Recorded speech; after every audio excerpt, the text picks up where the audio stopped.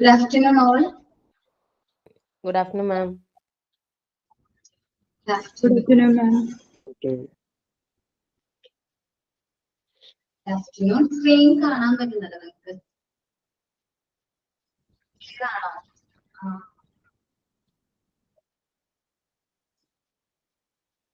നമ്മളെ ലാസ്റ്റ് ക്ലാസ്സില് സ്റ്റാൻഡേർഡ്സിലെ first 2 സ്റ്റാൻഡേർഡ്സും standards ആണ് നമ്മൾ എക്സ്പ്ലെയിൻ ചെയ്തത്. സമ്മറി ഓഫ് സ്റ്റാൻഡേർഡ്സ് ഫസ്റ്റ് 2 ഏതൊക്കെയാണ്?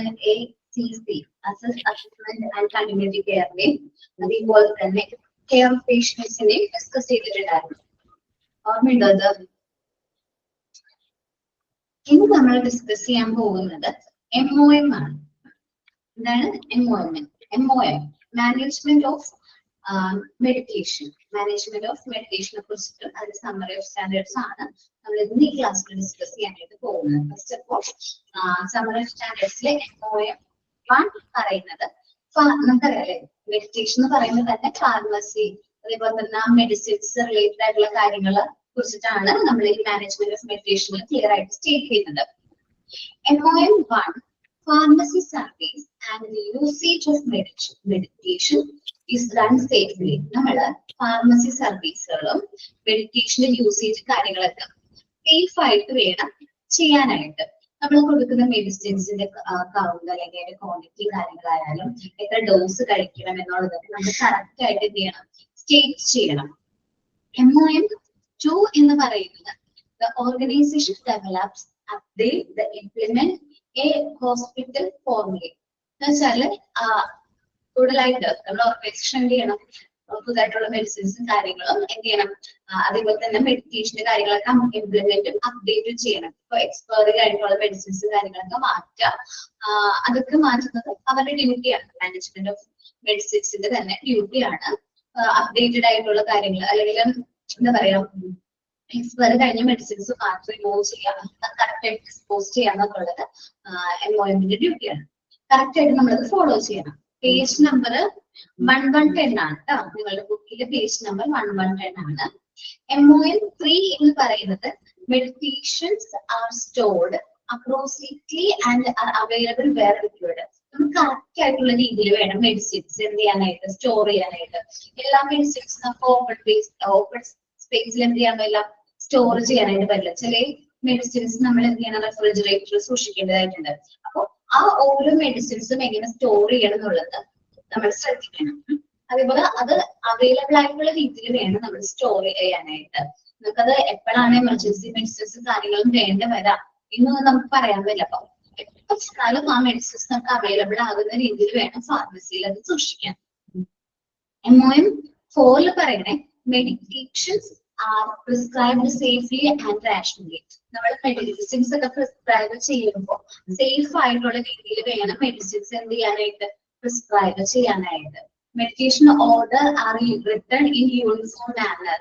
നമ്മൾ പണ്ട് ഡോക്ടേഴ്സ് ഒക്കെ പ്രിസ്ക്രൈബ് ചെയ്യുമ്പോൾ ആ ഒരു പ്രശ്നം ഉണ്ടായിരുന്നു. റിട്ടേൺ ഹാൻഡ് റൈറ്റിംഗ് നമുക്ക് മെഡിസിൻസിന്റെ പേര് പോലും റീഡ് ചെയ്യാൻ പറ്റുന്നില്ല, അങ്ങനെ മെഡിസിൻസ് മാറി കൊടുക്കുന്നു എന്നൊക്കെ പറഞ്ഞ് ഒരുപാട് പ്രശ്നങ്ങളും കാര്യങ്ങളും പറഞ്ഞിട്ടുണ്ടായിരുന്നു. ഇപ്പൊ അത് മാറിയിട്ടുണ്ട്. കാരണം എന്താണ്, ഇപ്പൊ ഇലക്ട്രോണിക് മെഡിറ്റേഷൻസും കാര്യങ്ങളും അല്ലെങ്കിൽ ഈ മെഡിസിൻസ് എന്താ പറയാ, ഓൺലൈനിലൂടെയാണ് ഇപ്പൊ മെഡിസിൻസും കാര്യങ്ങളും ആര് പ്രിസ്ക്രൈബ് ചെയ്യുന്നത്, ഡോക്ടേഴ്സ് പ്രിസ്ക്രൈബ് ചെയ്യുന്നത്. ഈ പ്രിസ്ക്രിപ്ഷൻ ഒക്കെ കേട്ടിട്ടുണ്ടോ നിങ്ങള്? നിങ്ങളുടെ ഡിപ്ലോമയില് പഠിച്ചിട്ടുണ്ടാവും ഈ പ്രിസ്ക്രിപ്ഷനെ കുറിച്ചിട്ട്. അപ്പോൾ ഡോക്ടർ എന്ത് ചെയ്യുന്നു, ഈ പ്രിസ്ക്രിപ്ഷൻ വഴിയാണ് എന്ത് ചെയ്യുന്ന മെഡിസിൻസ് കാര്യം പ്രിസ്ക്രൈബ് ചെയ്യുന്നത്. അപ്പൊ നമുക്ക് കറക്റ്റ് ആയിട്ട് അത് യൂണിഫോം മാനറിൽ നമുക്കത് കറക്റ്റ് എത്ര ഡോസ് കൊടുക്കണം, എത്ര നേരം കഴിക്കണം, ആ മെഡിസിന്റെ പേരും കാര്യങ്ങളൊക്കെ ക്ലിയർ ആയിരിക്കും. സോ ഒരു സേഫ് ആയിട്ടുള്ള മാനറിൽ വേണം നമ്മൾ മെഡിസിൻസ് പ്രിസ്ക്രൈബ് ചെയ്യാൻ. Medications are dispensed in a safe manner. Safe ആയിട്ടുള്ള മാനറിലോ ആയിരിക്കണം നമ്മളത് അവർക്ക് സപ്ലൈ ചെയ്യാനായിട്ട്. Then medications are administered safely. നമ്മൾ ആ കൊടുക്കുന്ന മെഡിസിൻസ് നമ്മൾ അഡ്മിനിസ്ട്രേറ്റ് ചെയ്യണം. എക്സ്പയറി കഴിഞ്ഞിട്ടുണ്ടോ, സേഫ് ആണോ എന്നൊക്കെ നോക്കിയിട്ട് വേണം നമ്മൾ ആ മെഡിസിൻസ് കൊടുക്കേണ്ടത്. Patients are monitored after medication patients ആണ്. Patients are monitored after medication administration. Patients ആ നമ്മളെ മെഡിറ്റേഷൻ കൊടുത്തതിന് ശേഷം മോണിറ്റർ ചെയ്തിരിക്കണം. അവർ കഴിച്ച ഡോസിന് എന്തെങ്കിലും പ്രശ്നമുണ്ടോ, അവർക്ക് എങ്ങനെയാണ് എഫക്റ്റീവ് ആണോ.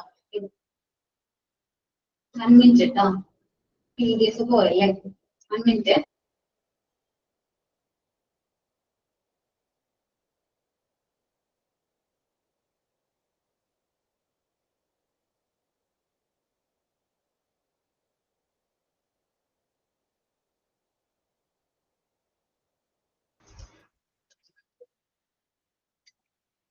ഓക്കെ, വന്നോട്ടെ നോക്കട്ടോ. Medications are administered safely പറഞ്ഞു.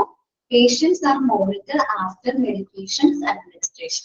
മെഡിസിൻസ് കഴിച്ചതിന് ശേഷം പേഷ്യൻസ് എങ്ങനെയാണ് അവരെ മോണിറ്റർ ചെയ്യണം. അതേപോലെ തന്നെ നമുക്ക് കുറച്ച് റിസ്കി ആയിട്ടുള്ള മെഡിസിൻസ് കാര്യങ്ങളൊക്കെ ഉണ്ട്, അത് നമ്മൾ സേഫ് ആയിട്ട് വേണം യൂസ് ചെയ്യാനായിട്ട്. Narcotic drugs, psychotropic substance, chemotherapeutic agent, radio active agent, ഇത്രയും കാര്യങ്ങളൊക്കെ നമ്മൾ ഡിഫറെന്റ് പർപ്പസിന് വേണ്ടിയിട്ട് ഹോസ്പിറ്റലിൽ യൂസ് ചെയ്യുന്നതാണ്. അത്യാവശ്യം റിസ്ക് ആയിട്ടുള്ള വസ്തുക്കളാണ് ഈ മെറ്റീരിയൽസ്, അല്ലെങ്കിൽ ഈ മെഡിസിൻസും കാര്യങ്ങളും നമ്മൾ കറക്റ്റ് ആയിട്ട് സേഫ് ആയിട്ട് വേണം ഹാൻഡിൽ ചെയ്യാനായിട്ട്. ഇനി implantable prosthetics and medical device are used in accordance with lay down the criteria. നമ്മുടെ ബോഡിയിലേക്ക് ഇംപ്ലാന്റ് ചെയ്യുന്ന ഒരുപാട് മെറ്റീരിയൽസ് ഉണ്ട് അല്ലെ, നമ്മുടെ പേസ് മേക്കർ പോലുള്ള മെറ്റീരിയൽസ് ഒക്കെ. അപ്പൊ അതെല്ലാം നമ്മൾ കറക്റ്റ് ആയിട്ടുള്ള ക്രൈറ്റീരിയ അനുസരിച്ച് വേണം നമ്മൾ എന്ത് ചെയ്യാനായിട്ട്, ഇംപ്ലാന്റും കാര്യങ്ങളൊക്കെ ചെയ്യാനായിട്ട്. അത് അതിൻ്റെതായ ക്രൈറ്റീരിയാസ് കാര്യങ്ങൾ പ്രോപ്പർ ആയിട്ട് നമ്മൾ ഫോളോ ചെയ്യണം. അത് പ്ലാൻ ചെയ്യാൻ വേണ്ടി ഇതിന്റെ പ്രൊസീജിയേഴ്സ് ഉണ്ട്. ആ പ്രൊസീജിയേഴ്സും കാര്യങ്ങളും നമ്മൾ കറക്റ്റ് ആയിട്ട് എന്ത് ചെയ്യണം, ഫോളോ ചെയ്യേണ്ടതായിട്ട് വരും. Medical supplies and consumables R stored appropriately and are available where required. നമ്മൾ മെഡിസിൻസ് യൂസ് ചെയ്യുന്നതിനനുസരിച്ച് അതിന്റെ സപ്ലൈയില് കുറവ് വരും, അല്ലെങ്കിൽ അവിടെ ഉള്ള സ്റ്റോറേജിൽ കുറവ് വരും. നമ്മളിപ്പോ എമർജൻസി മെഡിസിൻസ് ഒക്കെ കറക്റ്റ് ടൈമിൽ റീസ്റ്റോർ ചെയ്യണം. നമ്മൾ വീണ്ടും പർച്ചേസ് ചെയ്ത് എമർജൻസി മെഡിസിൻസ് എല്ലാ മെഡിസിൻസും കറക്റ്റ് ആയിട്ട് തന്നെ റീഫിൽ ചെയ്യണം. നമ്മളുടെ ഉത്തരവാദിത്വം. കാരണം ഒരു എപ്പോഴാണ് ആ ഒരു സിറ്റുവേഷൻ വരുന്നത് എന്ന് പറയാനില്ല. എമർജൻസി മെഡിസിൻ അവൈലബിൾ ആകാത്തത് കൊണ്ട് ഒരു പേഷ്യൻസിനും ട്രീറ്റ്മെന്റ് വൈകാനായിട്ട് പാടില്ല. സോ മെഡിക്കൽ സപ്ലൈസും എല്ലാ കാര്യങ്ങളും പ്രോപ്പർ ആയിട്ട് നമ്മൾ സ്റ്റോർ ചെയ്യണം. അത് അവൈലബിൾ ആയിരിക്കണം, ടൈം അവൈലബിൾ ആയിരിക്കണം. ഇത്രയും കാര്യങ്ങൾ നമ്മൾ എന്ത് ചെയ്യണം, ശ്രദ്ധിക്കണം കേട്ടോ. അപ്പൊ സമ്മറി ഓഫ് സ്റ്റാൻഡേർഡ്സിൽ MOM വായിച്ചു നോക്കാൻ എല്ലാവർക്കും ഒന്ന് റീഡ് ചെയ്തേ.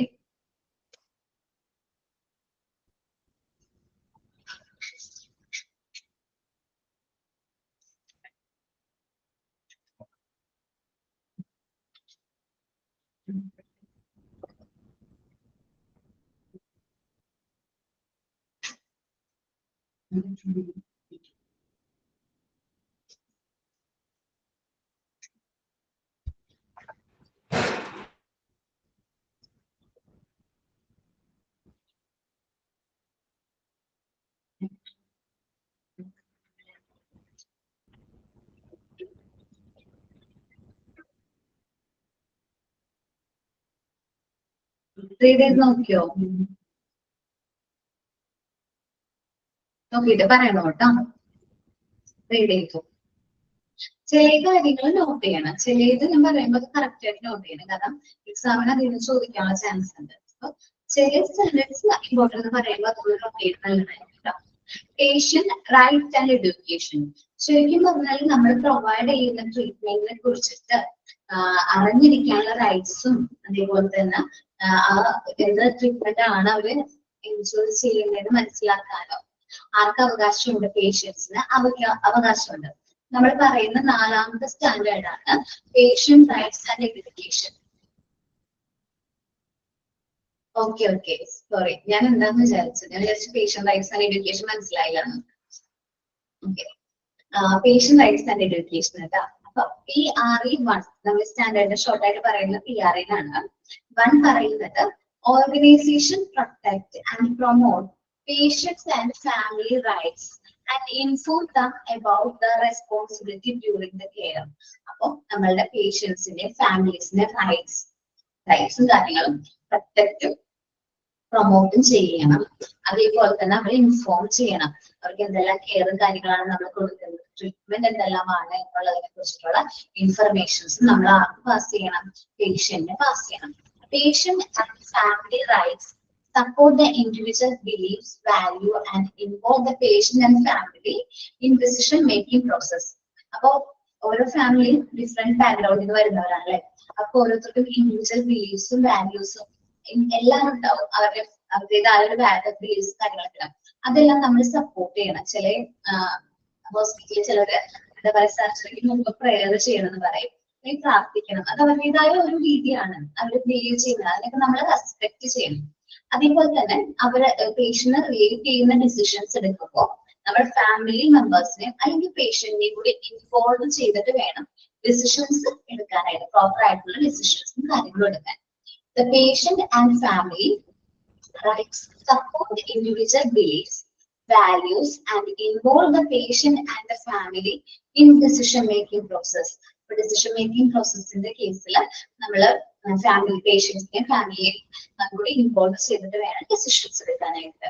നെക്സ്റ്റ് ആണ് PRE3 പറയുന്നത് patient and or family members are educated to make informed decisions and are involved in care planning and delivery process. നമ്മൾ പേഷ്യൻസിനെ റിലേറ്റ് ചെയ്യുന്ന കാര്യങ്ങൾ എടുക്കുന്ന സമയത്ത്, ഡിസിഷൻസ് എടുക്കുന്ന സമയത്ത് അവർക്ക് അത് പറഞ്ഞു കൊടുക്കണം, എഡ്യൂക്കേറ്റ് ചെയ്യണം. കാരണം എന്ത് ട്രീറ്റ്മെന്റ് ആണ്, എന്ത് കെയർ ഓഫ് ട്രീറ്റ്മെന്റ് ആണ് നമ്മൾ കൊടുക്കുന്നത്, ആ ട്രീറ്റ്മെന്റ് എങ്ങനെ ഡെലിവർ ചെയ്യും എന്നതിനെ കുറിച്ചിട്ടൊക്കെ നമ്മൾ പേഷ്യന്റ് ഫാമിലിനോട് നല്ല രീതിയിലുള്ള കാര്യങ്ങൾ പറഞ്ഞു കൊടുക്കണം. PRE4 എന്ന് പറയുന്നത് inform the consent is obtained from the patient and family about the care. അപ്പൊ നമ്മൾ ട്രീറ്റ്മെന്റ് സ്റ്റാർട്ട് ചെയ്യുന്നതിന് മുമ്പായിട്ട് പേഷ്യൻസിനും ഫാമിലിക്കും ആ കൺസെന്റ് ഒബ്റ്റെയിൻ ചെയ്യണം. അവർ സമ്മതം ഉണ്ടെങ്കിൽ മാത്രമേ നമുക്ക് കണ്ടിന്യൂ ചെയ്യാൻ പറ്റുള്ളൂ. ആ കെയർ അല്ലെങ്കിൽ ട്രീറ്റ്മെന്റ് കാര്യങ്ങൾ കണ്ടിന്യൂ ചെയ്യാനായിട്ട് പറ്റാം. ആ പേഷ്യൻസിനും ഫാമിലിക്കും എന്താ കൺസെന്റ് ഉണ്ടെങ്കിൽ മാത്രമേ നമുക്ക് കണ്ടിന്യൂ ചെയ്യാൻ പറ്റുള്ളൂ.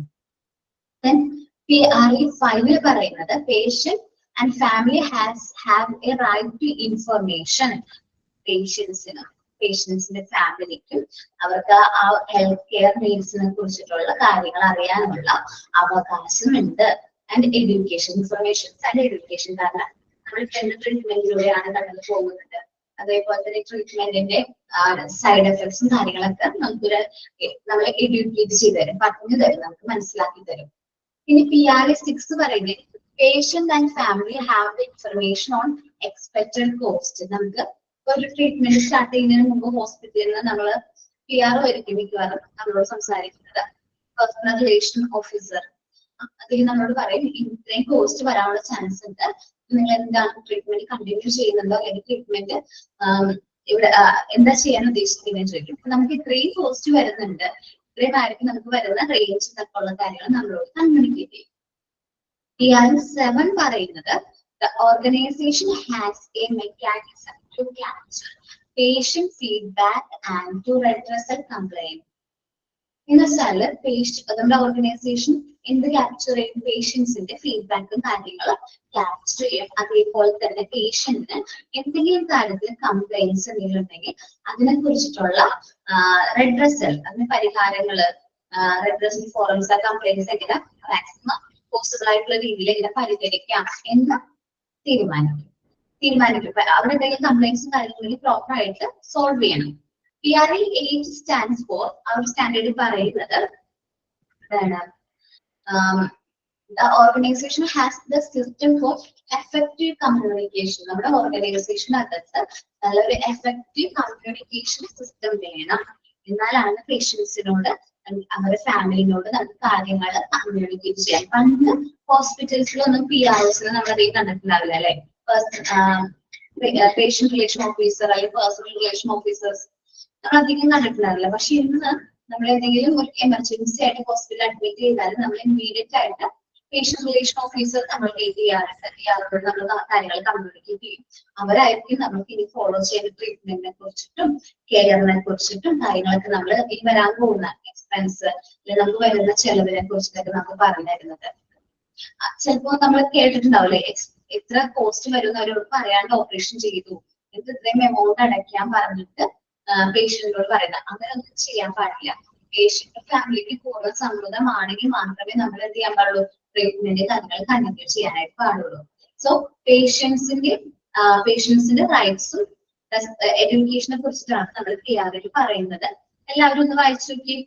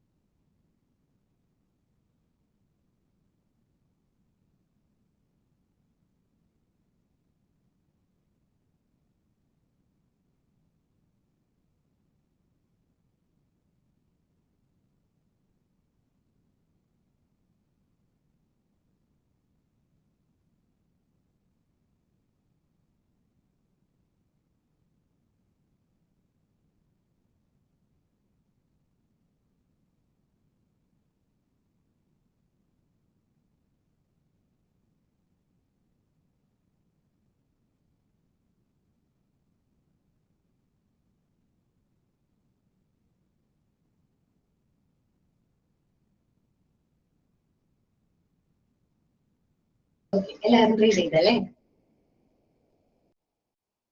ദെൻ നമ്മൾ നോക്കുന്നത് നെക്സ്റ്റ് സ്റ്റാൻഡേർഡ് ആണ്, ഹോസ്പിറ്റൽ ഇൻഫെക്ഷൻ കൺട്രോൾ.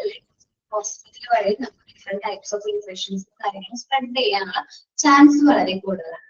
അപ്പോൾ ഈ ഇൻഫെക്ഷൻ കൺട്രോൾ ആയിട്ട് റിലേറ്റ് ചെയ്യുന്ന രീതിയിൽ നമ്മൾ എന്തെല്ലാം സ്റ്റാൻഡേർഡ്സ് ആണ് നമ്മൾ ഫോളോ ചെയ്യേണ്ടത് എന്നാണ് നമ്മൾ നോക്കുന്നത് കേട്ടോ. ഇതിൽ ആദ്യം പറയുന്നത് HIC ഹോസ്പിറ്റൽ ഇൻഫെക്ഷൻ കൺട്രോൾ 1 പറയുന്നത് the organization has a comprehensive and coordinated hospital infection prevention and control program. നമ്മുടെ ഓർഗനൈസേഷനിൽ നല്ല കോംപ്രിഹെൻസീവ് ആയിട്ടുള്ള സമഗ്രമായിട്ടുള്ള കോർഡിനേറ്റഡ് ഏകോപനത്തോടു കൂടി നല്ലൊരു hospital infection prevention and control program നടത്തണം. aimed at reducing or eliminating risk to the patients. ഇതിന്റെ മെയിൻ എയിം എന്താണ്? നമുക്ക് റിസ്ക് ഇൻഫെക്ഷൻസ് സ്പ്രെഡ് ചെയ്യുന്ന ആ റിസ്ക് കുറയ്ക്കണം, അല്ലെങ്കിൽ അത് പൂർണ്ണമായിട്ട് ഒഴിവാക്കണം. മെയിൻ ആയിട്ട് ഹോസ്പിറ്റൽ വഴിയുള്ള ഇൻഫെക്ഷൻസ് ആർക്കൊക്കെ സ്പ്രെഡ് ആവാനുള്ള ചാൻസ് കൂടുതൽ? Patients, visitors, care providers, community, സൊസൈറ്റിയിൽ വരെ സ്പ്രെഡ് ആവാനുള്ള ചാൻസ് വളരെ കൂടുതലാണ്. അപ്പൊ ഇവർക്ക് പ്രൊവൈഡ് ചെയ്യുന്ന കെയർ നമ്മള് ഇവർക്ക് വരുന്ന റിസ്ക്, ഇൻഫെക്ഷൻ റിലേറ്റഡ് ആയിട്ടുള്ള റിസ്കും കാര്യങ്ങളും കുറയ്ക്കാൻ വേണ്ടിയിട്ടാണ് ഹോസ്പിറ്റൽ ഇൻഫെക്ഷൻ കൺട്രോൾ നമ്മൾ ഇംപ്ലിമെന്റ് ചെയ്യേണ്ടത്. ഹോസ്പിറ്റൽ വഴി ഇൻഫെക്ഷൻസും കാര്യങ്ങളും പ്രിവെന്റ് ചെയ്യാൻ സ്പ്രെഡ് ചെയ്യാനായിട്ട് പാടില്ല. അതിന് വേണ്ട ഇമ്മീഡിയറ്റ് ആയിട്ടുള്ള മെഷേഴ്സും കാര്യങ്ങളും ഹോസ്പിറ്റൽ എടുക്കണം. ഓക്കെ, ഫസ്റ്റ് ഓഫ് ഓൾ അതിനെ കുറിച്ചിട്ടാണ് ആ സ്റ്റാൻഡേർഡ് 1 പറയുന്നത്. നെക്സ്റ്റ് ആണ് HIS 2. The organization provide adequate and appropriate resource for infection prevention and control.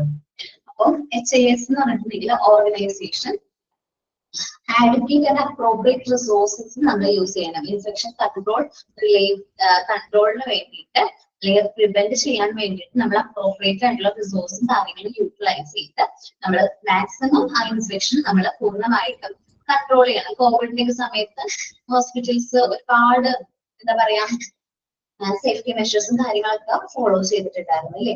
അപ്പോ ഹോസ്പിറ്റൽ വഴി ഇൻഫെക്ഷൻസ് സ്പ്രെഡ് ചെയ്യാതിരിക്കാൻ വേണ്ടിയിട്ടായിരുന്നു ഒരുപാട് മെഷേഴ്സും കാര്യങ്ങളും യൂസ് ചെയ്തിരുന്നത്. ഇനി ഹോസ്പിറ്റൽ ഇൻഫെക്ഷൻ കൺട്രോൾ 3 പറയുന്നത് the organization implements the infection prevention and control program in clinical area. Clinical ഏരിയയിൽ infection prevention and control programs നമ്മുടെ ഹോസ്പിറ്റലിൽ ഇംപ്ലിമെന്റ് ചെയ്യണം. അതേപോലെ തന്നെ സപ്പോർട്ടീവ് സർവീസ് റിലേറ്റഡ് ആയിട്ടുള്ള കാര്യങ്ങളുണ്ട്. അവിടെയും നമ്മുടെ ഈ infection prevention and control program നല്ല രീതിയിൽ എന്ത് ചെയ്യണം? ഇംപ്ലിമെന്റ് ചെയ്യണം. ഓക്കെ, നമുക്ക് നോക്കാം. HIC 3 പറയുന്നത് ഹോസ്പിറ്റൽ ഇൻഫെക്ഷൻ കൺട്രോൾ 3 പറയുന്നത് the organization implement the infection prevention and control program in clinical area. Clinical ഏരിയയിൽ നമ്മൾ infection prevention and control program implement ചെയ്യണം. The organization implement the infection prevention and control program in supportive area. ഹോസ്പിറ്റലിൽ relate ചെയ്യുന്ന supportive area സർവീസുകൾ ഉണ്ട്, laundry and linen, അതേപോലത്തെ different types of സർവീസുകളും കാര്യങ്ങളൊക്കെ ഉണ്ട്. അപ്പോൾ അതിലെല്ലാം നമ്മൾ infection prevention and control program implement ചെയ്യേണ്ടതായിട്ടുണ്ട്. The organization takes action to prevent healthcare associated infection in patients. അപ്പൊ ഹെൽത്ത് കെയർ അസോസിയേറ്റഡ് ആയിട്ടുള്ള ഇൻഫെക്ഷൻസും കാര്യങ്ങളും പേഷ്യൻസിലേക്ക് സ്പ്രെഡ് ചെയ്യുന്നത് നമ്മൾ കുറയ്ക്കണം. അതിന് വേണ്ടിയിട്ടാണ് നമ്മൾ എക്യുപ്മെന്റ്സ് കാര്യങ്ങളും സ്റ്റെറിലൈസ് ചെയ്ത് യൂസ് ചെയ്യണം. എന്നിട്ട് നിങ്ങൾ സെൻട്രൽ സ്റ്റെറിലൈസേഷൻ ഒക്കെ പഠിച്ചിട്ടുണ്ടായിരുന്നു, CSST പഠിച്ചിട്ടുണ്ടായിരുന്നു അല്ലേ? അപ്പൊ എങ്ങനെയാണ് എക്യുപ്മെന്റ്സും കാര്യങ്ങളൊക്കെ സ്റ്റെറിലൈസ് ചെയ്യണം എന്നൊക്കെയുള്ള കാര്യങ്ങൾ അവിടെ പറഞ്ഞിട്ടുണ്ടായിരുന്നു. അപ്പൊ പേഷ്യൻസിന് അതുവഴി ഒന്നും ഇൻഫെക്ഷൻസ് കാര്യങ്ങൾ സ്പ്രെഡ് ചെയ്യുന്നില്ല എന്ന് നമ്മൾ ഉറപ്പുവരുത്തണം. The organization performs surveillance to capture and monitor infection prevention and control data. നമ്മൾ ഇത് പെർഫോം ചെയ്യാൻ മാത്രമല്ല, സർവെയിലൻസ് ചെയ്യണം. ഫോളോ ചെയ്യുന്നുണ്ടോ, കറക്റ്റ് ആയിട്ട് ഫോളോ ചെയ്യുന്നുണ്ട് എല്ലാവരെയും മോണിറ്റർ ചെയ്യുന്ന ഉത്തരവാദിത്വമാർക്കാണ് ഹോസ്പിറ്റലിനാണ്. The organization performs surveillance to capture and monitor infection prevention and control data. അപ്പോൾ ഹോസ്പിറ്റൽ വഴി ഇൻഫെക്ഷൻ സ്പ്രെഡ് ചെയ്യുന്നില്ല എന്നുള്ളൊരു സർവേ കാര്യങ്ങളൊക്കെ നമ്മൾ ഫോളോ ചെയ്യണം. ഇൻഫെക്ഷൻ ഇനി HIS 7 പറയുന്നത് ഇൻഫെക്ഷൻ പ്രിവെൻഷൻ മെഷേഴ്സ് ഇൻക്ലൂഡ് നമ്മൾ ഇൻഫെക്ഷൻ പ്രിവെൻഷന്റെ ഭാഗമായിട്ട് നമുക്ക് കുറച്ച് കാര്യങ്ങൾ ഫോളോ ചെയ്യുന്നുണ്ട്. സ്റ്റെറിലൈസേഷൻ ആണ് പറയുന്നത്. ഓർ ഡിസ്ഇൻഫെക്ഷൻ ഓഫ് ഇൻസ്ട്രുമെന്റ്സ്, നമ്മൾ ഇൻസ്ട്രുമെന്റ്സ്, എക്യുപ്മെന്റ്സ്, ഡിവൈസ് സ്റ്റെറിലൈസ് ചെയ്തതിന് ശേഷം മാത്രം യൂസ് ചെയ്യാം, അല്ലെങ്കിൽ ഡിസ്ഇൻഫെക്ഷൻ ഇൻഫെക്ഷൻ കഴിഞ്ഞതിന് ശേഷം മാത്രം യൂസ് ചെയ്യാം. ഓരോന്നിനും എങ്ങനെ ചെയ്യണം എന്നുള്ളതിനെ കുറിച്ചിട്ടൊക്കെ നിങ്ങൾ എങ്ങനെയാണ് സ്റ്റെറിലൈസ് ചെയ്യേണ്ടത്, എങ്ങനെയാണ് എന്താ പറയുക ഡിസിൻഫെസ്റ്റ് ചെയ്യേണ്ടത്, ഇൻഫെക്ഷൻ റിമൂവ് ചെയ്യേണ്ടതെന്നുള്ളതിനെ കുറിച്ചൊക്കെ നിങ്ങൾ ഡീറ്റെയിൽഡ് ആയിട്ട് പഠിച്ചിട്ടുള്ളതാണ്. അപ്പോൾ നമ്മൾ സ്റ്റെറിലൈസേഷൻ പ്രോസസ്സ് കറക്റ്റ് ആയിട്ട് ഫോളോ അപ്പ് ചെയ്യുക. നെക്സ്റ്റ് ആണ് എക്സസൈസ് 8 പറയുന്നത് the organization takes action to prevent or reduce healthcare associated infection in staffs.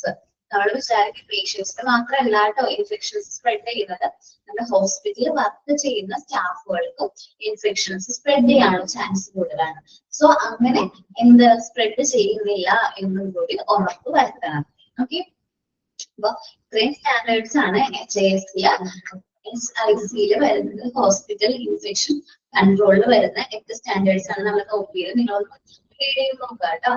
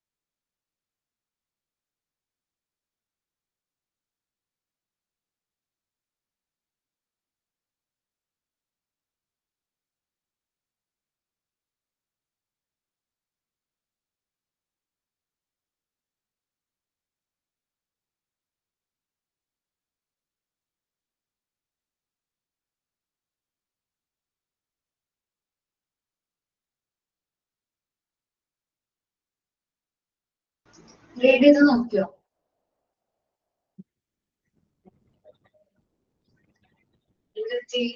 Read ചെയ്തോ?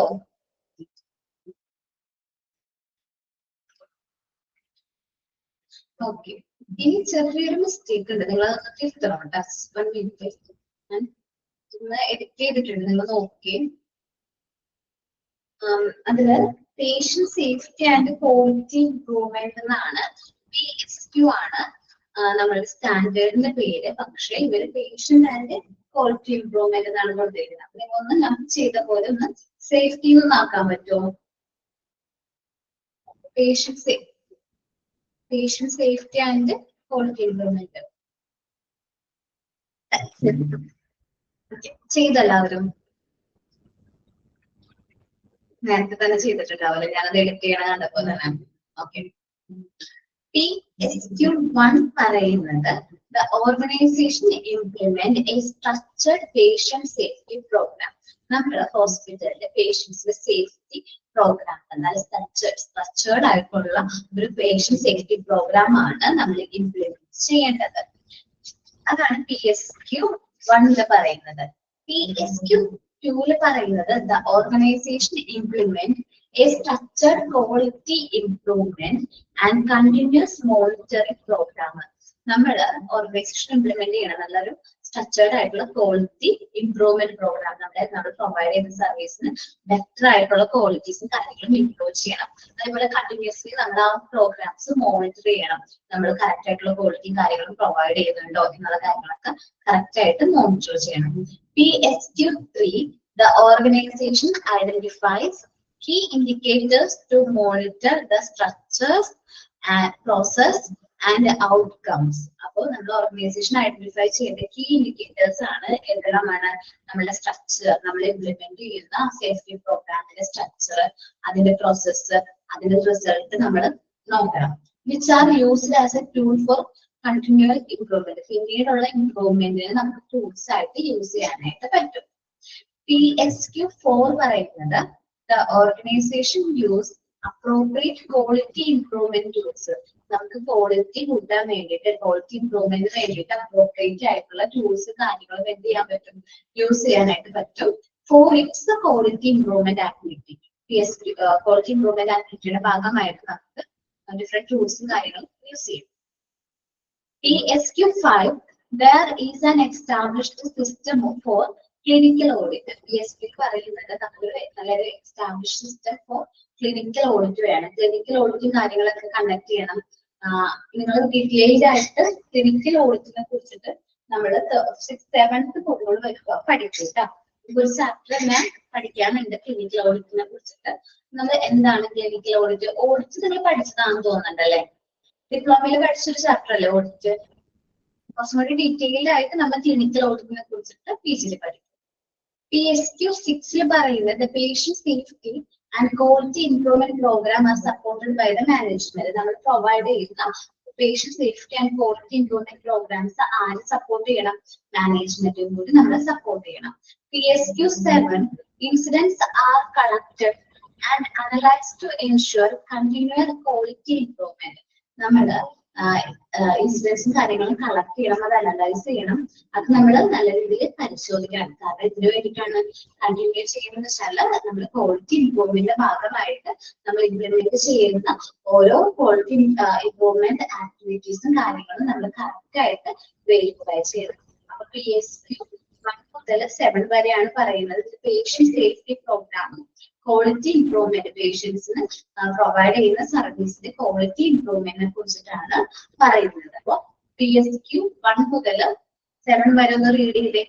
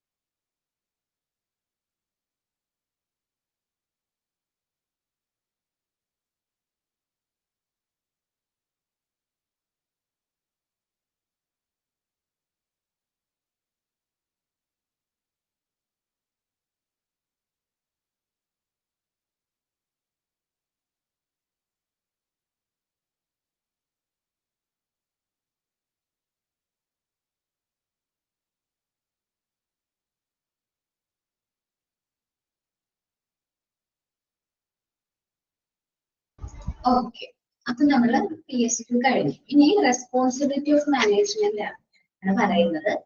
7th standard responsibility of management ROM1 ആണ്. The organization identifies those responsible for governance and the roles are defined. ഈ ഒരു organisation ഈ ഒരു സ്റ്റാൻഡേർഡിൽ പറയുന്നത് നമ്മളുടെ governance, administration, നമ്മുടെ റോൾസും കാര്യങ്ങളൊക്കെ ആയിരിക്കും കൂടുതലായിട്ട് പറഞ്ഞിരിക്കുന്നത്. ROM 1 പറയുന്നത് the organization is ethically managed by the leaders. The organization ethically manage ചെയ്യണം, നമ്മുടെ ലീഡേഴ്സ് നല്ല രീതിയിൽ എത്തിക്കലി ലീഗൽ ആയിട്ടുള്ള രീതിയിൽ വേണം മാനേജ് ചെയ്യാനായിട്ട്. ROM 3 the organization is headed by the leader who shall be responsible for operating the organization on day-to-day basis. അപ്പൊ നമ്മുടെ ലീഡർ ഇപ്പൊ ഹോസ്പിറ്റൽ അഡ്മിനിസ്ട്രേറ്റർ അല്ലെങ്കിൽ ഹെഡ് ഓഫ് ദി ഹോസ്പിറ്റൽ ആയിരിക്കും. ലീഡർ ആണ് നമ്മുടെ ഡേ ടു ഡേ ഓപ്പറേഷൻസ് അതേപോലെ ആക്ടിവിറ്റീസിനും കാര്യങ്ങളും responsible ആയിട്ടുള്ള പേഴ്സൺ. ROM 4 പറയുന്നത് organisation displays the professionalism in its functioning. നമ്മുടെ ഹോസ്പിറ്റല് അത് ഡിസ്പ്ലേ ചെയ്യണം. നമ്മുടെ ഫങ്ഷനിങ്ങിന്റെ കാര്യത്തിൽ നമ്മൾ പ്രൊഫഷണലിസം ഡിസ്പ്ലേ ചെയ്യേണ്ടതായിട്ടുണ്ട്.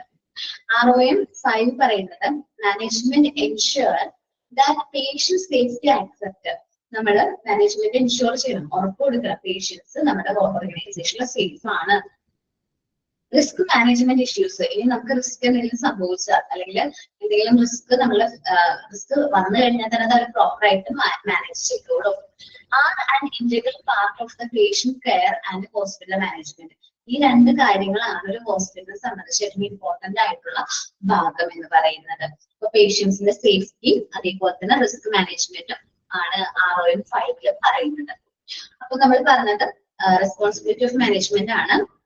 നമ്മുടെ ഓർഗനൈസേഷൻ റൂൾസ് ആൻഡ് റെഗുലേഷൻസും ഗവേണൻസ് കാര്യങ്ങളൊക്കെ പ്രോപ്പർ ആയിട്ട് പോകുന്നുണ്ട് എന്നുള്ളത് ആരുടെ റെസ്പോൺസിബിലിറ്റി ആണ്? ഓർഗനൈസേഷന്റെ റെസ്പോൺസിബിലിറ്റി ആണ്. ഇത് എത്തിക്കലി മാനേജ് ചെയ്യേണ്ട ഉത്തരവാദിത്വം ലീഡർക്കാണ്. ലീഡർ എന്ന് പറയുന്നത് ഹോസ്പിറ്റൽ അഡ്മിനിസ്ട്രേറ്റർ ആണ്. നമ്മളെല്ലാ കാര്യത്തിലും ലീഡർ ആണ് എന്ത് ഹെഡ് എന്ന് പറയുന്നത്. ഡേ ടു ഡേ ഓപ്പറേഷൻസ് എല്ലാ ഓർഗനൈസേഷനിലും നടക്കുന്ന എല്ലാ ഡേ ടു ഡേ ഓപ്പറേഷൻസും കാര്യങ്ങൾക്കും റെസ്പോൺസിബിൾ അദ്ദേഹമായിരിക്കും. നമ്മുടെ ഫങ്ഷനിലും നമ്മുടെ പ്രവൃത്തിയിലും ആ പ്രൊഫഷണലിസം നമ്മൾ ഡിസ്പ്ലേ ചെയ്യണം. പേഷ്യന്റ് സേഫ്റ്റി റിസ്ക് മാനേജ്മെന്റും ആണ് നമ്മളെ സംബന്ധിച്ച് ഓർഗനൈസേഷനെ സംബന്ധിച്ച് ഏറ്റവും ഇമ്പോർട്ടന്റ് ആയിട്ടുള്ള പാർട്ട് എന്ന് പറയുന്നത്. ഒന്ന് റീഡ് ചെയ്തേ സർ.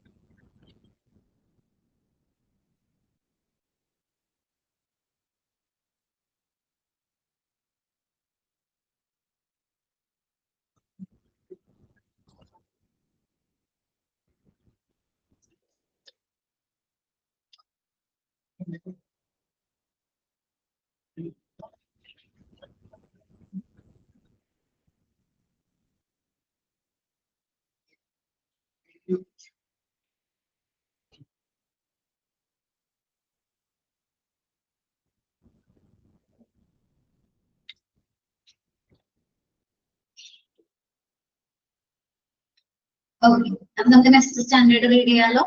നെക്സ്റ്റ് സ്റ്റാൻഡേർഡ് എന്ന് പറയുന്നത് മാനേജ്മെന്റ് ആൻഡ് സേഫ്റ്റി ആണ്. FMS എന്നാണ് നെക്സ്റ്റ് സ്റ്റാൻഡേർഡിന്റെ പേര്. ഫെസിലിറ്റി മാനേജ്മെന്റ് ആൻഡ് സേഫ്റ്റി എന്നാണ് FMSന്റെ മീനിങ് വരുന്നത്, ഫുൾ ഫോം വരുന്നത്. FMS 1 stands the organization has a system in the place to provide safe and secure environment. നമ്മുടെ organisation നമ്മുടെ ഹോസ്പിറ്റലിന്റെ മെയിൻ ആയിട്ടുള്ള ഫംഗ്ഷൻ ആണ് നമ്മുടെ ഓർഗനൈസേഷനിൽ ഹോസ്പിറ്റലിൽ സേഫും സെക്യൂർ ആയിട്ടുള്ള എൻവയോൺമെന്റ് പ്രൊവൈഡ് ചെയ്യുക എന്നുള്ളത്. FMS 2 എന്ന് പറയുന്നത് the organization environment and facilities operate in a planned manner. നമ്മള് ഓർഗനൈസേഷൻ എൻവയോൺമെന്റും കാര്യങ്ങളും നല്ല പ്ലാൻഡ് ആയിട്ടുള്ള രീതിയിൽ വേണം ഫെസിലിറ്റേറ്റ് ചെയ്യാനായിട്ട്.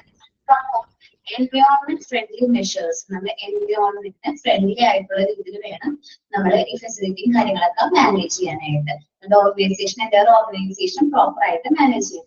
നമ്മൾ ഹോസ്പിറ്റലിലേക്കൊക്കെ പോകുമ്പോൾ ഒബ്സർവ് ചെയ്തിട്ട് എന്താണെന്ന് അറിയില്ല, ചിലപ്പോ ഹോസ്പിറ്റലിനകത്ത് ഒരു ഓപ്പൺ പ്ലേസ് ഉണ്ടാവും, അത്യാവശ്യം ഒരു ഗാർഡൻ പോലെയൊക്കെ സെറ്റ് ചെയ്തിട്ടുണ്ടാവും.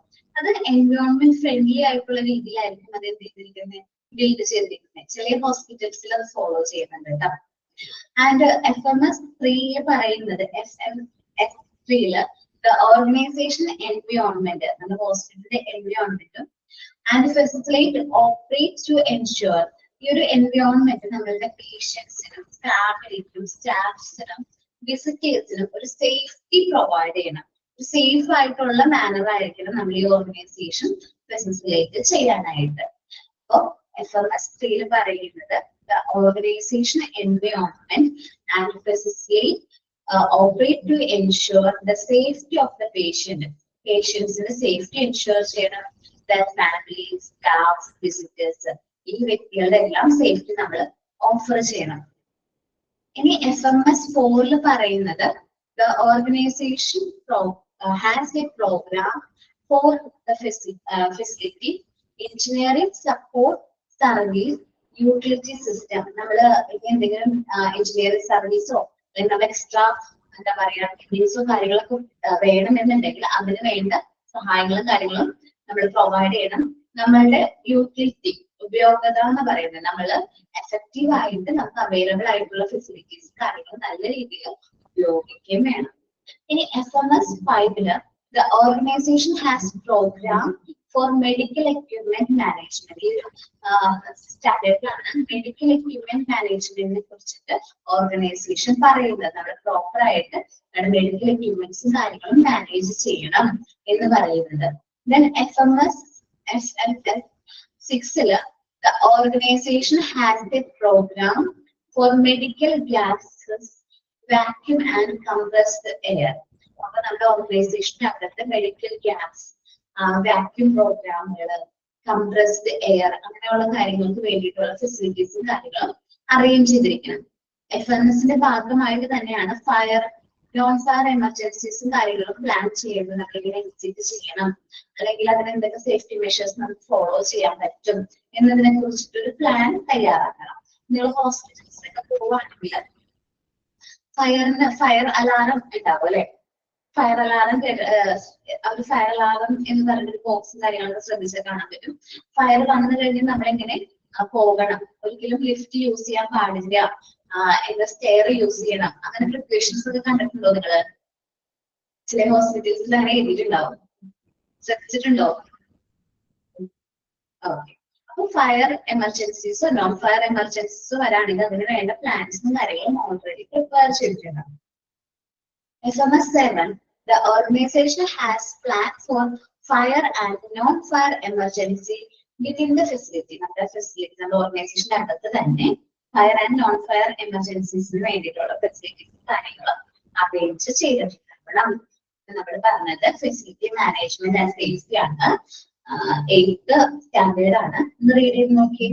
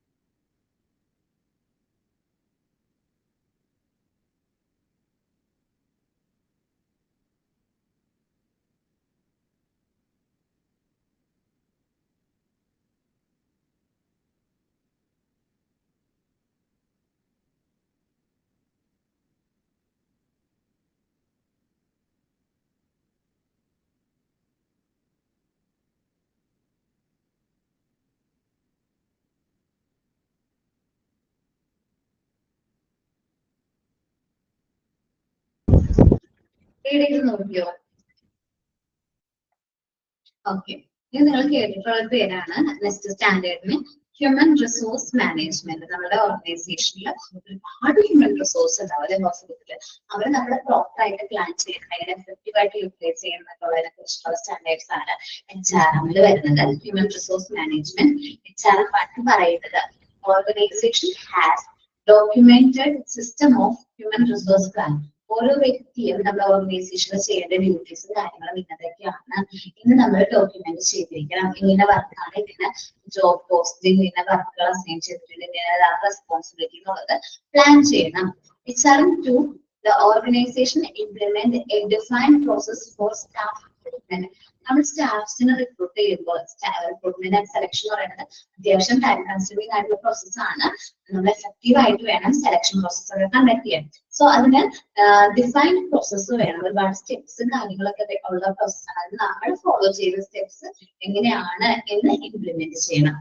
HRM 3 says staffs are provide induction training at the time of joining the organization.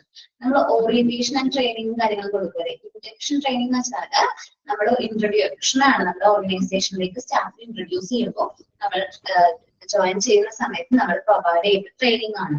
അത് കറക്റ്റ് ആയിട്ടുള്ള രീതിയിൽ നമ്മൾ എംപ്ലോയീസിന് ട്രെയിനിങ് കൊടുക്കണം. Staffs are provide induction training പറഞ്ഞല്ലേ.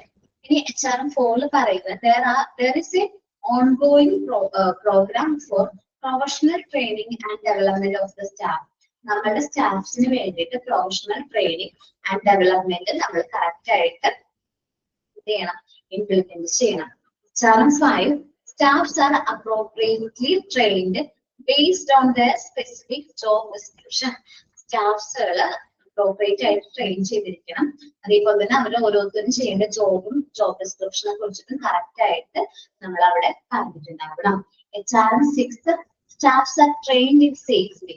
നമ്മൾ സ്റ്റാഫ്സിനെ സേഫ് ആയിട്ട് വേണം ട്രെയിൻ ചെയ്തെടുക്കാൻ. ആൻഡ് ക്വാളിറ്റി റിലേറ്റഡ് ആക്സെപ്റ്റ്, അവരിലൂടെ സ്റ്റാഫ്സിലൂടെയാണ് കൂടുതൽ പേഷ്യൻസ് കോണ്ടാക്ട് വരുന്നത്. അപ്പൊ അവരിലൂടെ നമ്മൾ ക്വാളിറ്റി റിലേറ്റഡ് ആയിട്ടുള്ള സർവീസ് പേഷ്യൻസിന് പ്രൊവൈഡ് ചെയ്യാൻ ശ്രമിക്കണം. HRM 7 an appraisal system for evaluating the performance of staff exist an integral part of the human resource management process. നമ്മൾ സ്റ്റാഫ്സിനെ അവരുടെ പെർഫോമൻസിനെ ഇവാലുവേറ്റ് ചെയ്യണം. അപ്രൈസൽ സിസ്റ്റം വേണം. അവര് ചെയ്യുന്ന വർക്കും കാര്യങ്ങളും നമ്മൾ അസൈൻ ചെയ്ത വർക്കെല്ലാം അവർ കറക്റ്റ് ആയിട്ട് ചെയ്യുന്നുണ്ടോ എന്നുള്ള കാര്യങ്ങളൊക്കെ നമ്മൾ ഇവാലുവേറ്റ് ചെയ്യേണ്ടതായിട്ടുണ്ട്. Then HRM 8 the process of disciplinary and grievance handling is defined and implemented in the organization. നമ്മുടെ ഓർഗനൈസേഷനിൽ ഫോളോ ചെയ്യേണ്ട ഡിസിപ്ലിനറി ആയിട്ടുള്ള കാര്യങ്ങൾ, ഗ്രീവൻസ് ഹാൻഡ്ലിംഗ്, കംപ്ലൈന്റ്സ് എന്തെങ്കിലും ഉണ്ടെങ്കിൽ അതെങ്ങനെ ഹാൻഡിൽ ചെയ്യണമെന്ന് ഓർഗനൈസേഷനിൽ സ്റ്റേറ്റ് ചെയ്തിട്ടുണ്ടാവണം, അത് പറഞ്ഞിട്ടുണ്ടാവണം. HRM 9 the organization promote staff well-being and address their healthy and safety needs. നമ്മുടെ ഓർഗനൈസേഷൻ സ്റ്റാഫ് കറക്റ്റ് ആയിട്ടുള്ള സ്റ്റാഫ് വെൽബീയിങ് പ്രൊവൈഡ് ചെയ്യുന്നുണ്ടോ, അവരുടെ ഹെൽത്ത് ആൻഡ് സേഫ്റ്റി നീഡ്സ് കാര്യങ്ങളൊക്കെ നമ്മൾ പരിഗണിക്കുന്നുണ്ടോ എന്നതാണ് HRM 9 പറയുന്നത്. HRM 10 there is a documents personal information for each staff member. നമ്മളുടെ ഓർഗനൈസേഷനിൽ വർക്ക് ചെയ്യുന്ന എല്ലാ സ്റ്റാഫ് മെമ്പേഴ്സിനെ കുറിച്ചിട്ടുള്ള പേഴ്സണൽ ഇൻഫർമേഷൻസ് നമ്മൾ ഡോക്യുമെന്റ് ചെയ്ത് സൂക്ഷിക്കേണ്ടതാണ്. HRM 7 there is a process for credentialing and priving of medical professionals permitted to provide patient care without supervision. ചില വ്യക്തികൾക്ക് ഇപ്പൊ പ്രൊഫഷണൽസ് മെഡിക്കൽ പ്രൊഫഷണൽ ആവട്ടെ, അവർക്ക് സൂപ്പർവിഷൻ ഇല്ലാതെ എങ്ങനെ ആർക്കൊക്കെ എന്ത് ചെയ്യാൻ പറ്റും, സർവീസ് യോഗ്യത ഉണ്ട് അങ്ങനെ കാര്യങ്ങൾ, അല്ലെങ്കിൽ അവർക്ക് മെഡിക്കൽ കെയർ ആർക്കൊക്കെ പ്രൊവൈഡ് ചെയ്യാൻ പറ്റും എന്നുള്ളത് സ്റ്റേറ്റ് ചെയ്തിരിക്കണം. ആരൊക്കെയാണ് ജൂനിയേഴ്സ്, ആരൊക്കെയാണ് സീനിയേഴ്സ് എന്നുള്ളത് ക്ലിയർ ചെയ്ത് സ്റ്റേറ്റ് ചെയ്തിരിക്കണം. ക്ലിയർ എന്ന് പറഞ്ഞാല് യോഗ്യതാ പത്രങ്ങളാണ്. ഏതൊക്കെ ഡോക്ടേഴ്സിന് മെഡിസിൻസ് പ്രിസ്ക്രൈബ് ചെയ്യാം, ആർക്കൊക്കെയാണ് ട്രീറ്റ്മെന്റ് അല്ലെങ്കിൽ ഓപ്പറേഷന് നേതൃത്വം കൊടുക്കാൻ പറ്റുന്നത് എന്നുള്ളത് അവർ സ്റ്റേറ്റ് ചെയ്തിരിക്കണം. HRM 12 പറയുന്നത് there is a process of credentialing and prevailing of nursing nursing professionals, നേരത്തെ പറഞ്ഞത് മെഡിക്കൽ പ്രൊഫഷണൽസ് ആണെങ്കിൽ ഇനി പറയുന്നത് നേഴ്സിംഗ് പ്രൊഫഷണൽസിന് ആർക്കൊക്കെയാണ് വിത്തൗട്ട് സൂപ്പർവിഷൻ പേഷ്യൻസിനെ കെയർ ചെയ്യാൻ പറ്റുന്നത് എന്നത് സ്റ്റേറ്റ് ചെയ്തിരിക്കണം. Next HRM 13, there is a process for credentialing and revealing of paraclinical professionals. Paraclinical professionals ഉണ്ട്, അവർക്ക് വിത്തൗട്ട് സൂപ്പർവിഷൻ ആർക്കൊക്കെ പേഷ്യൻസിനെ കെയർ ചെയ്യാൻ പറ്റും, പേഷ്യന്റ് കെയർ സർവീസും കാര്യങ്ങളൊക്കെ ചെയ്യാൻ പറ്റും എന്നുള്ളത് അവർ സ്റ്റേറ്റ് ചെയ്തിട്ടുണ്ട്. നെക്സ്റ്റ് സ്റ്റാൻഡേർഡും കൂടി ഞാൻ റീഡ് ചെയ്യാണ്, അത് കഴിഞ്ഞിട്ട് ഞാൻ റീഡ് ചെയ്യാൻ നിങ്ങൾക്ക് വായിക്കാൻ വേണ്ടിയിട്ട് സമയം തരാം. ഇൻഫർമേഷൻ മാനേജ്മെന്റ് സിസ്റ്റം അല്ലേ, നമ്മുടെ പേഷ്യൻസിനെ കുറിച്ചിട്ടുള്ള ഒരുപാട് ഇൻഫർമേഷൻസും കാര്യങ്ങളും നമ്മൾ ഹാൻഡിൽ ചെയ്യുന്നുണ്ട് അല്ലെ, അത് നമ്മൾ പ്രോപ്പർ ആയിട്ട് മാനേജ് ചെയ്യണം. ആ ഒരു സ്റ്റാൻഡേർഡ് ആണ് സ്റ്റാൻഡേർഡ് 10 എന്നാണ് ഇത്, നിങ്ങൾ കറക്റ്റ് ചെയ്യണം. അതിൽ 11 എന്നാണ് പറഞ്ഞിരിക്കുന്നത്, നമ്മളുടെ സ്റ്റാൻഡേർഡ് 10 ആണ്. നിങ്ങൾ 10 എന്ന് കറക്റ്റ് ചെയ്തില്ലെങ്കിൽ ഡൗട്ട് വരും, എന്താണ് സ്റ്റാൻഡേർഡ് 10 പറഞ്ഞിട്ട് 11 സ്റ്റാൻഡേർഡ് ആണല്ലോ എന്ന് സംശയം വരും. അപ്പൊ അതുകൊണ്ട് 10 ആക്കുക കേട്ടോ. അതിൽ ഇൻഫർമേഷൻ മാനേജ്മെന്റ് സിസ്റ്റം പറയുന്നത് information needed of the patient, visitors, staffs and management, external agencies R met. നമ്മള് പേഷ്യൻസും വിസിറ്റേഴ്സും സ്റ്റാഫ്സും മാനേജ്മെന്റും അല്ലെങ്കിൽ മറ്റ് എക്സ്റ്റേണൽ ഏജൻസി ചോദിക്കുന്ന ഇൻഫർമേഷൻസ് നമ്മൾ പ്രൊവൈഡ് ചെയ്യണം. The organization has process in place for management and control of data and information. നമ്മളുടെ ഓർഗനൈസേഷന്റെ അകത്ത് നടക്കുന്ന എല്ലാ കാര്യങ്ങളും കറക്റ്റ് ആയിട്ട് നമ്മൾ മാനേജ് ചെയ്യണം. അത് ഡേറ്റും ഇൻഫർമേഷൻസും സ്പെസിഫൈലി നമ്മൾ സ്റ്റേറ്റ് ചെയ്തിട്ടുണ്ടാവണം. IMS 3 പറയുന്നത് patient care for the organization having a complete and accurate medical record. നമ്മൾ പേഷ്യന്റ് ട്രീറ്റ്മെന്റ് കൊടുത്തിട്ടുണ്ടെങ്കിൽ ആ പേഷ്യന്റിനെ കുറിച്ചിട്ടുള്ള എല്ലാ complete and accurate medical records നമ്മൾ state ചെയ്തിട്ടുണ്ടാവണം. IMS 4 the medical record reflect the continuity of care. നമ്മൾ പിന്നീട് കൊടുക്കുന്ന മെഡിസിൻസും കാര്യങ്ങളൊക്കെ നമ്മൾ ഈ മെഡിക്കൽ റെക്കോർഡിന്റെ ഭാഗമാക്കണം. പിന്നീട് കൊടുക്കുന്ന ട്രീറ്റ്മെന്റ് കാര്യങ്ങളൊക്കെ ഇതിൽ ഇൻക്ലൂഡ് ചെയ്യണം. IMS 5 the organization maintain confidentiality, integrity and security of that record, data and information. പേഷ്യൻസിന്റെ റെക്കോർഡ്, ഡാറ്റാസ്, ഇൻഫർമേഷൻ നമ്മൾ സീക്രട്ട് ആയിട്ട് കോൺഫിഡൻഷ്യലി മെയിൻറ്റെയിൻ ചെയ്യണം. ഇത് നമ്മൾ വിശ്വസിച്ച് പേഷ്യൻസ് തരുന്നതാണ്, പ്രൊവൈഡ് ചെയ്യുന്ന ഇൻഫർമേഷൻസ് ആണ്, നമ്മൾ കോൺഫിഡൻഷ്യൽ ആയിട്ട് മെയിൻറ്റെയിൻ ചെയ്യണം. മറ്റാർക്കും ലീക്ക് ചെയ്യാനൊന്നും പാടില്ല. IMS 6 the organization ensures availability of current and relevant document. അപ്പോൾ ഓർഗനൈസേഷൻ എൻഷുർ ചെയ്യണം current and relevant documents, data, records, informations ഒക്കെ നമ്മൾ ഇത്രയും നാളത്തേക്ക് provide four റീറ്റെൻഷൻ of the same നമ്മൾ പ്രൊവൈഡ് ചെയ്യണം. അതേപോലെ റീറ്റെയിൻ ചെയ്യണം. ഓർഗനൈസേഷന്റെ അകത്ത് തന്നെ ഈ ഡോക്യുമെന്റ്സും കാര്യങ്ങളും നമ്മൾ എന്ത് ചെയ്യണം, ഫോളോ ചെയ്യണം. ഇന്ന് hospital information and management system വഴി എന്താ പറയാ, നമ്മൾ ഇൻഫർമേഷൻ സിസ്റ്റത്തിൽ കുറച്ചും കൂടി എഫക്റ്റീവ് ആയിട്ടുണ്ട്. നമുക്ക് ഡാറ്റാസും കാര്യങ്ങളും പെർഫെക്റ്റ് ആയിട്ട് മാനേജ് ചെയ്യാനായിട്ട് പറ്റുന്നുണ്ട്. നെക്സ്റ്റ് ആണ് IMS 7 the organization carries out a review of medical record. നമ്മുടെ കയ്യിൽ മെഡിക്കൽ റെക്കോർഡ്സിനെ കുറിച്ചിട്ടുള്ള എല്ലാ റിവ്യൂസും നമ്മുടെ കയ്യിൽ വേണം. ഇപ്പൊ ഈസിയാണ്, പണ്ട് നമുക്കത് പോസിബിൾ ആയിരുന്നില്ല. പണ്ട് നമ്മൾ മാനുവൽ മെഡിക്കൽ റെക്കോർഡ്സും കാര്യങ്ങളും കീപ്പ് ചെയ്തിരുന്നത്, അപ്പൊ അത് നഷ്ടപ്പെട്ടു പോകാനുള്ള ചാൻസും അല്ലെങ്കിൽ കേടാവാനുള്ള ചാൻസസ് വളരെ കൂടുതലായിരുന്നു. ഇന്ന് പക്ഷെ അങ്ങനെയല്ല, നമ്മുടെ എല്ലാ ഇൻഫർമേഷൻസും കാര്യങ്ങളൊക്കെ നമുക്ക് പ്രോപ്പർ ആയിട്ട് മാനേജ് ചെയ്യാനായിട്ട് പറ്റുന്നുണ്ട്. കറക്റ്റ് ആയിട്ട് മെയിൻറ്റെയിൻ ചെയ്യാനും മാനേജ് ചെയ്യാനും ഇന്ന് നമുക്ക് പോസിബിൾ ആണ്. With the help of hospital information management സിസ്റ്റത്തിന്റെ ഹെൽപ്പോട് കൂടിയിട്ട്. അപ്പൊ അതും കൂടി ഒന്ന് വായിച്ചു നോക്കാം കേട്ടോ. HRM അതുപോലെ തന്നെ information system, information management system അത് റീഡ് ചെയ്തേ.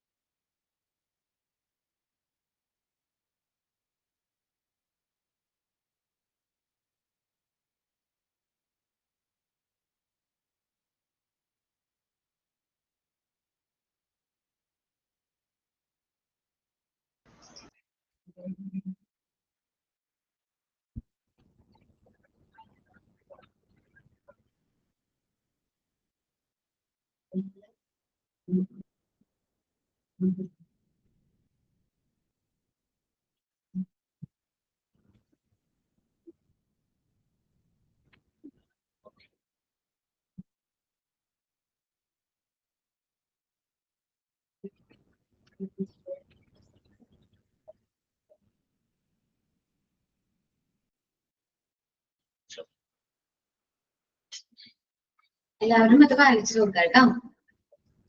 തന്നെ വരെ പോർഷൻ റീഡ് ചെയ്ത് നോക്കുക. അത്യാവശ്യം എന്താണ് പെട്ടെന്ന് ഇതാണ് ഇങ്ങനെ ടൈം തികയോ എനിക്ക് അറിയില്ലായിരുന്നു. അപ്പൊ ഞാൻ കംപ്ലീറ്റ് ചെയ്യാൻ വേണ്ടി സ്റ്റാൻഡേർഡ്സ് കംപ്ലീറ്റ് ചെയ്യാൻ വേണ്ടിയിട്ട് കൊടുത്താണ്. അത് വായിച്ചു നോക്കുക. സിമ്പിൾ ആണ്.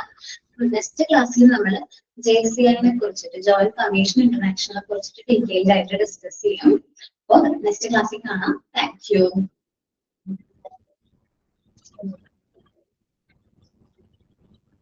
Thank you all.